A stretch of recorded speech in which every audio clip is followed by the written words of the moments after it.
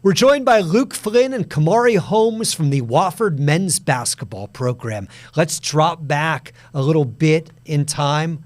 How did you guys originally choose Wofford?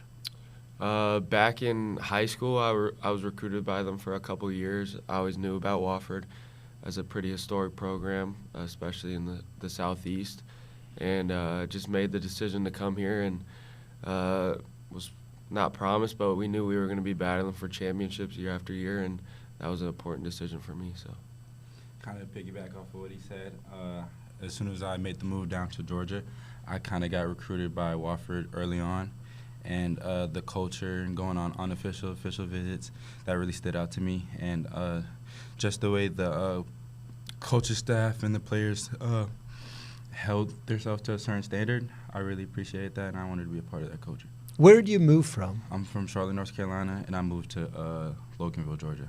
And then you came to Spartanburg. Yes, sir, right in the middle. Last year, you guys had a magical March run that we kind of all dream about. What was it like? It was crazy. We always had the belief throughout the whole year. We were kind of up and down, trying to figure it out the whole year. And then once we got to Asheville, we knew we had 3 games, and you can ask anyone on the team going into every game. We had hyper confidence in each and one of other of us to just go out there, and at the end of the day, we made it happen. Yeah, that was one of our main goals the whole year. We went through a lot of stuff on and off the court as well last season, and we just had the perseverance to push through that, and we got it done. You guys almost had 3 seasons, and I mean particularly shooting the ball. In the non-conference, as a team, Wofford didn't shoot very well. In the league season, you shot reasonably well, pretty good. And in the conference tournament, you couldn't miss. Yeah. What happened? We have shooters, and like I just said in the last question, like we have hyper confidence in each and one of us. Like there's shooters on that team, and we went into every game thinking we were going to hit every shot, and we got hot at the right time, and everything started to click. Yeah, coach just believing in us, telling us not to stop shooting after we missed. I think that gave us all that hyper confidence, like Luke said, and it was on fire. What's Coach Giltner like? He's a great coach. Just from the first week he's been with us, you can tell he runs not like a tight program, but runs everything very smoothly, and he listens to us. We have a great relationship with him already. But he's not only a great coach, but he's a great guy for sure. On the court, he's a very hands-on coach, which I can definitely appreciate. Very organized coach, knows what he's talking about, and I respect him on and off the court. Off the court, just getting to know him a little bit well. Our first week has went pretty smoothly, and just looking to build that relationship. You wear number 2. You wear 11. Do those numbers have significance? I wore number 4 last year, and I went back to 2, what I wore in high school. It's my mom's favorite number, so I kind of wear it for her. Do you know why it's her favorite number? I do not. She just always loves it. So 11, I wore 11 my whole career. Sometimes I had to switch it up. I used to wear 3 back in AAU, but 11, that kind of means 1 of 1 to me. That's the significance behind me, the 11. Do you feel comfortable having that number on? Does that give you kind of a confidence? I would say so. Just knowing that, having your number throughout your whole career and you can stick with it in college, which is sometimes hard, especially coming in as a freshman, being able to get that number, I really did appreciate that. Talk about the chemistry on your team, some of the other guys on the team, how close you guys are. We're very close. I mean, just from the whole summer, we've got basically a whole new team with 6 transfers and 4 freshmen and 3 returners. But every single guy on the team, it wasn't like there's like groups that separated throughout the summer and so far into practices. We got 13 guys that genuinely love to be around each other and spend time on the weekends together and throughout the week. So it's been great. Yeah, it's been awesome just with those new transfers and the new freshmen. Being around those guys every day over the summer was great. Sometimes you get tired of seeing the same faces over and over again. But just hanging out, eating breakfast, dinner, and lunch with those guys, it's been awesome, getting to know them a little bit more, and it's been great. What is campus life like? Education, Spartanburg. How does it all fit with you guys? That's definitely something that was sold to us when we were getting recruited. It's a very small and tight-knit community. Everyone in Spartanburg loves Wofford basketball, and we have great outreach to the community with games and everything. And the school, obviously, it's small, but like I said, just with the community as well as the school, it's hard not to love Wofford basketball, being around it. So we have great connections with everyone out there. Yeah, I can agree. I can attest to that.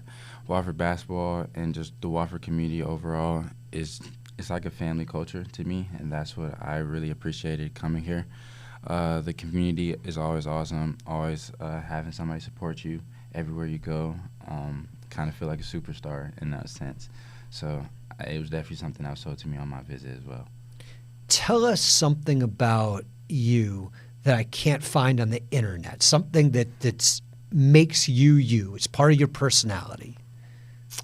I would say I love to have fun with the guys, but at the same time, I think what kind of sticks out for me in my life is just a big loyalty guy. I stuck with the same AU program for 4 years, stuck with my same high school, and I love Wofford here. I would love to stick here, but just big loyalty and family guy. I'll say I'm a big family guy. We just added somebody to the family, my dog. His name is Zah. I love hanging out with my dog, spending time with him. And I also know how to play the piano. That's something. All right, let's talk about the dog. You got the dog on campus or back at home? Back at home. My dad's taking care of him. So you're not, I mean, it's your dog, but yeah. I look forward to coming home every single time just to see my dog. What type of dog? That's a Frenchie, micro bully. Okay. And what do you like to play? Musically inclined? Music, it's just little songs I found on YouTube, kind of teaching myself over and over again. Like, it's an outro in Fast and Furious that I know how to play really well. And if I'm being honest, that's probably the main ones I Do you guys have superstitions? I would say I'm a very superstitious guy, but I feel like it kind of differs from season to season. Like if I get like a certain pair of socks for a game, like if I have a good game, I got to go back to that sock the next game. I would say I'm very superstitious though. Yeah, I'll say I can agree. Just like having a good game in a pair of shoes, I never want to take those shoes off. Having a good practice in those shoes, I'm gonna wear those for the game. So, I could say so. What does it feel like when you're just in the zone? Just everything you put up goes down. It feels great. I mean, it feels like we've talked about it before. It feels like you're in like a flow state where like just everything that goes up, like you said, is going down, and it doesn't matter what the shot is, what the scenario is. You just got full confidence it's about to go in. Yeah, it just feels very good being in that flow state. No matter the shot, obviously trying to always get a good one up, but not being able to miss and being in that flow state is always awesome. Is there a game or more than one game on the schedule that you're particularly excited about that you circle?